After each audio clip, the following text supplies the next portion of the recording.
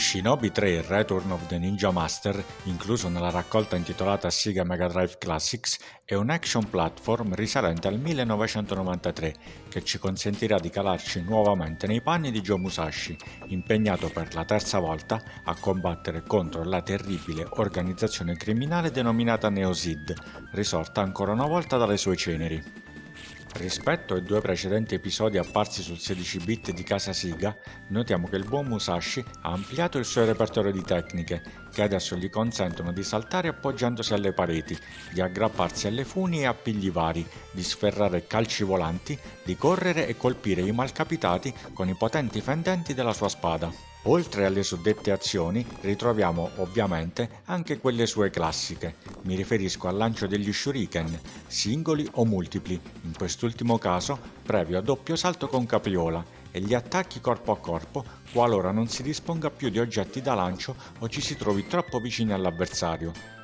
Durante il gioco troverete delle casse che possono contenere shuriken aggiuntivi, energia vitale, vite e magie extra, oltre a delle bombe ad orologeria che ovviamente dovrete evitare.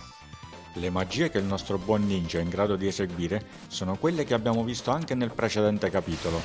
Musashi può evocare il potere del fulmine, che lo protegge da alcuni attacchi dei nemici. In poche parole, è come se disponeste di energia extra. Inoltre, quando muniti di questa protezione verrete colpiti, non accuserete il colpo e potrete continuare ad attaccare, correre o saltare. La seconda magia di cui il nostro caro Joe dispone gli consente di evocare dei draghi infuocati, che elimineranno tutti i nemici presenti sullo schermo e danneggeranno piuttosto seriamente i boss di fine livello che lo subiranno. La terza magia gli consente di saltare meglio e più agevolmente, utile soprattutto in quei livelli dove la sezione platform ha una difficoltà superiore alla media.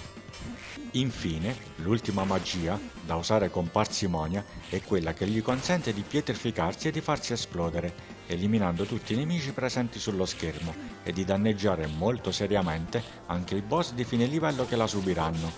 Ovviamente l'utilizzo di tale magia comporta la perdita di una vita ed è per questo che dovrete usarla solo in casi disperati. Tecnicamente il gioco si staglia tra le massime vette mai raggiunte da un Sega Mega Drive. La grafica componente i 7 macro livelli del gioco, ognuno capeggiato da un boss, è davvero curatissima, ricca di colori, strati di parallasse ed effetti di distorsione.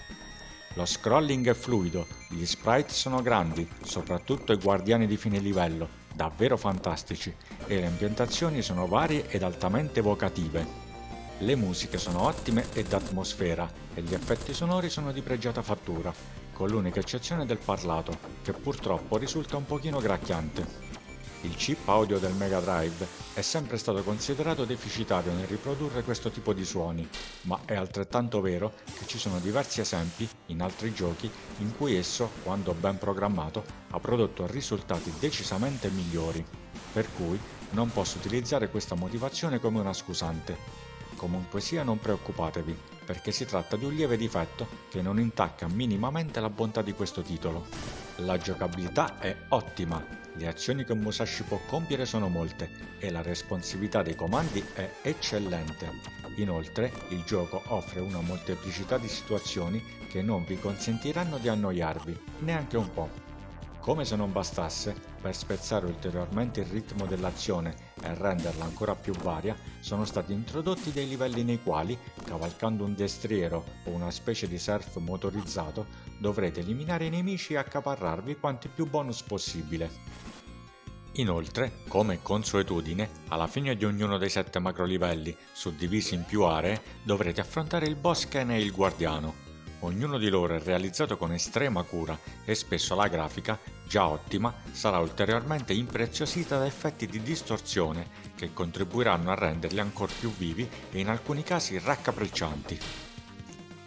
Anche la longevità è buona per un prodotto di questo tipo, dato che il gioco è molto difficile, specialmente negli ultimi livelli, sempre che non usufruiate dell'effetto rewind fornito da questa collection. Personalmente non vi consiglio di utilizzarlo, a meno che qualche punto del gioco dovesse risultarvi particolarmente ostico. Inoltre, cosa che incrementa ulteriormente la longevità di questo titolo, c'è il fatto che molto probabilmente di tanto in tanto lo rigiocherete volentieri, anche dopo averlo terminato, perché capolavori del genere non invecchiano mai. Consigliatissimo.